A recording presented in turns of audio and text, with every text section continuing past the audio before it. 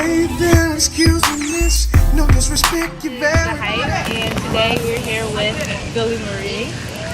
My name's Kara, and so I think that you are inspirational. Could you tell us a little bit about your story? I don't know where I would start, honestly.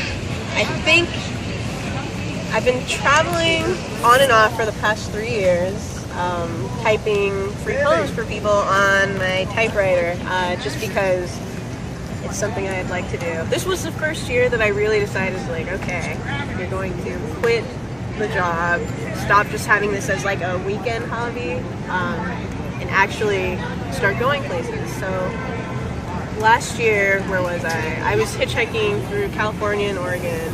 This year, I was in New Orleans for a long time, and I would go to like Mississippi and some other places. Now I've been traveling around New Jersey, New York, Philadelphia, of course my favorite city of them all, but don't tell anybody I said that. So yeah, that's basically my story. Free poetry for complete strangers in hopes that it brightens people's day, plus gives something back to me. You know, I'm meeting all different kinds. I'm meeting you guys. Like, how we would have never met if you didn't see the sign and didn't like look over and have the bravery and courage to be like, well, let's try it. Why not? So what inspired you to do poetry? Ooh, what inspired me to do poetry? That's a question I should be asking you too. She's also a poet. I would say that I like the concise nature of using specific words in specific ways in order to get at the heart of something. You know, so with fiction, it's very much of like okay, I'm telling you the story, and yes, the words matter, but at the same time, it's about the story. With poetry, it's more or less like every word counts. The placing matters, the line breaks matter, how you say it matters. A lot of people forget that aspect where they think, oh, I'm reading this poem. No, you gotta feel it viscerally, and you gotta hear it being spoken to. There's so many elements to poetry that I think a lot like music or even like fashion, like all different kinds of arts, there are ways to go about it. Okay, so next question. What is your ultimate dream? Oh, goodness. It could involve poetry, just like whatever, like where do you see yourself in the future? Ooh, my ultimate dream. Sorry. Oh, I have so many. I mean, the basic would be that I could help out my family and they would be happy and that would be fun. So however I would go about it. But without compromising like my dreams and ideas. Because when I first started this, my mom was like, oh, but what about your job? And what about your brother and your sister and helping out the family? So if there was a way to do that without compromising, that would be awesome. But outside of that, for myself, if I could get paid to produce art every single day without compromising, I would do it in a heartbeat. That would be amazing. So I'm trying to do that with or without the money issue.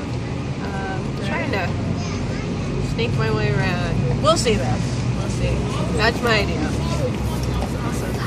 How do you think that your life now will affect who you will be in the future? Honestly, probably negatively. But I'm optimistic. I'm optimistic that if things don't go as planned, then at least I have this story that I can fall back on and tell people. And you know, I could be an older person saying, oh yeah, I did do that once, that crazy thing where you're wandering around the U.S. writing free poetry for people. Like, it sounds so ridiculous now, so I can only imagine how ridiculous it'll be in the future. But honestly, I see every poem I write is an exercise, right? It's a draft.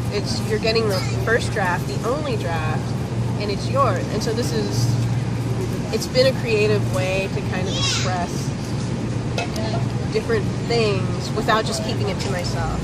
Because then you also get feedback, you know, you get a person who's like, oh yeah, you know, this is what I like about it, this is what I don't. Most of the time nobody says they don't like it. But in the future I see this as helping, mostly with my writing and just talking with people and connecting and being part of the moment. Because it's so easy to just not do that when you're writing. Especially you're writing, you're just inside your own head. You're in a room somewhere. You're internally all the time. And after going to school, I was like, well, I don't want to just be a boring poet who's in class of, either going to be a teacher. I want to do something weird and radical, and that kind of connects me with other people, and not just this ivory tower of words that are awesome, sure.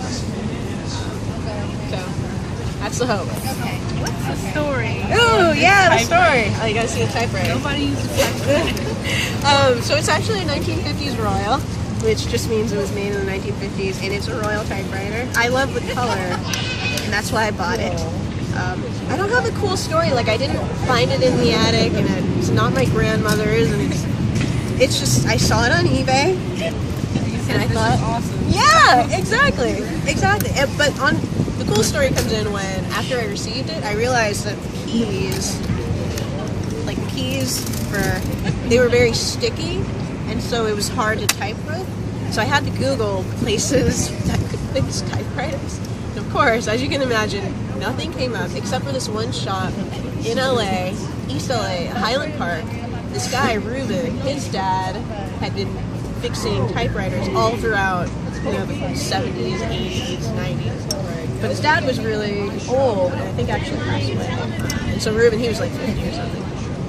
But he was this guy who knew everything about typewriters. He had this little shop, like this hole-in-the-wall shop that was called U.S. Office Supplies or Office Paper. It wasn't even typewriter. You can tell this wasn't like a hipstery BS sort of place. It was like this guy who knew the history of typewriters, who understood how they work as machines.